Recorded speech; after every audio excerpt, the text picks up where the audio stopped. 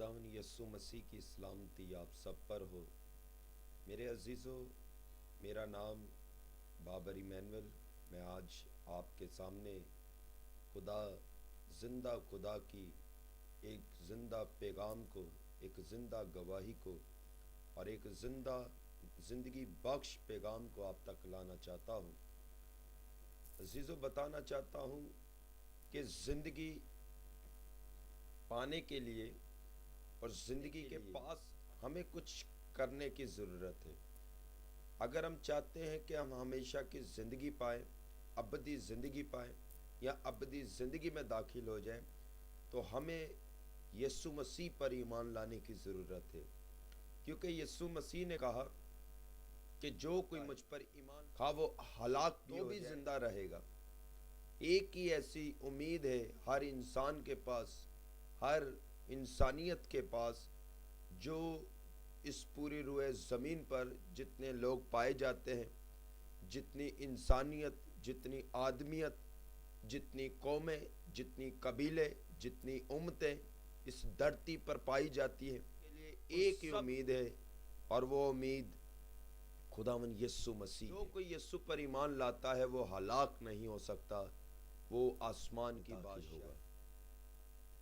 मेरे अजीज़ों, मेरी गवाही कुछ इस तरह से है कि खुदा ने मुझे अपनी खिदमत के लिए, अपने ज़िंदा पैगाम को फैलाने के लिए, नाम दूसरे लोगों तक लेकर जाने के लिए जब खुदा ने मुझे बुलाया, तो मैं डेढ़ से जब खुदा ने मुझे बुलाया 2008 में, खुदा ने जब मुझे बुलाया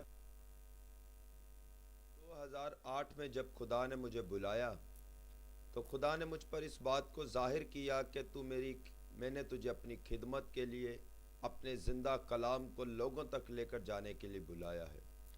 तो मैं काफ़ी दिनों से रोज़े रख रहा था, दुआ कर रहा था। मैंने कहा खुदावन मेरी खिदमत मुझ पर जाहिर कर के लिए मुझे बुलाया है, ताकि मैं उसी मर्ज़ी के मुताबिक, यानी तेरे प्लान के, तेरी मर्ज़ी के मुताबिक आसमानी खुदा तेरी मर्ज़ी को पूरा कर सकूं। तो काफ़ी दिनों से मैं रोज़े रख रहा था, दुआ कर रहा था, इस मकसद को पूछने की कोशिश कर रहा था खुदा से, खुदा ताला से।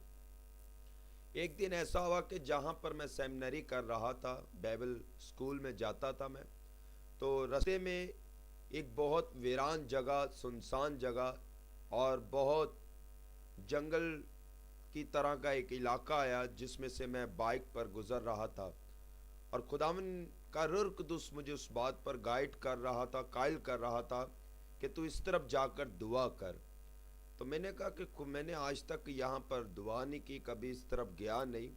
तो खुदावन ने कहा, खुदा का रूह मुझे बार बार इस बात का बोझ दे रहा था कि तू जाकर इस तरफ दुआ कर।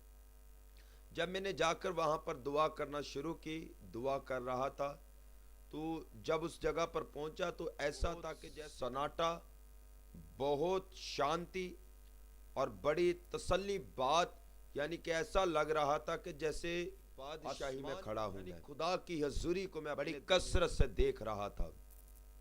उसके बाद मैंने दुआ की और दुआ क्या की, सिर्फ दो बातें की कि ऐ खुदावन मेरी